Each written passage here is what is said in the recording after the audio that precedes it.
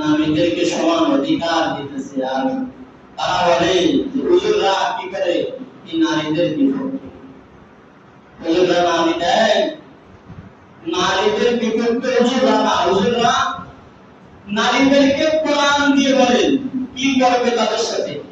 কখনা আনতা ওয়ালা দিয়ে বলেন নাই যে তুই যা খাবি অল্প কিছু স্ত্রী খাওয়াবি, এই কথা বলেছে হাসাব, এই কথা বলেছে আনতা, কিন্তু নাই, শুধু কি বলছে কখনা ডাইরেক্ট, এই আদম তুমি যা খাবা তোমার স্ত্রীকে তাই দিবা, সেই অনুযায়ী খাবা, তোমার স্ত্রীর কাছে কি করবা করবা।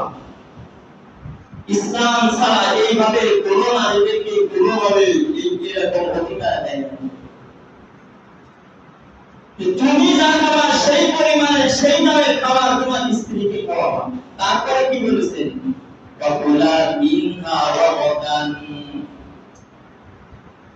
তুমি তোমার স্ত্রীকে নিয়ে কোথাও কোথাও ঘুরতে যাইবা, তুমি তোমার স্ত্রীকে নিয়ে ভালো মন্দ কথাগুলো শেয়ার করবা, তুমি তোমার স্ত্রীর সাথে ভালো ব্যবহার করবা, তুমি তাকে নিয়ে তার বাবার বাড়ি কখনো যাবা, নিজের বাড়িতে থাকবা, কিন্তু তাদের সাথে খবরদার কোনো অবস্থাতেই অসৎ ব্যবহার তুমি করবা না।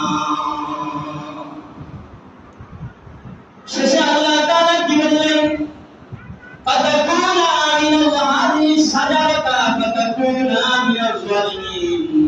আমি তোমাদেরকে বললাম শুধুমাত্র যদি এই আয়াতটা পিতা আদম পর্যন্ত ওই সাজারা গাছের পর্যন্ত থাকতো, তাহলে আল্লাহ তাআলা কুরআনুল কারীমে এই আয়াত দিতেন না।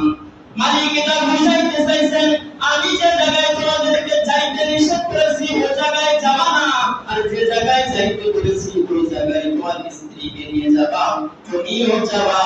খবরদার খবরদার, ফাতাকুনা মিনাস সালিমিন, সীমা লঙ্ঘনকারী হয়ো না। যদি সীমা লঙ্ঘনকারী হয়ে যাও জালিম হয়ে যাবা, আর জালিম কখনো জান্নাতে প্রবেশ করবে না। এজন্য পিতা আদম এবং হাওয়া কি করেছিলেন, আল্লাহ তাআলা জান্নাতে কি করেছিলেন, ওই সাজারা গাছের গোড়ায় গিয়েছিলেন, ফল খাইছিলেন, বের করে দিয়েছিলেন। কোথা থেকে বের করে দিয়েছিলেন, জান্নাত থেকে বের করে দিয়েছিলেন। কেন? এই যে তারা জালিম হয়ে গিয়েছিলেন। এখন আমরা যদি এই সীমা লঙ্ঘন করে জাহেল হয়ে যাই, জালিম হয়ে যাই, তাহলে আমরা কি করব না, জান্নাত।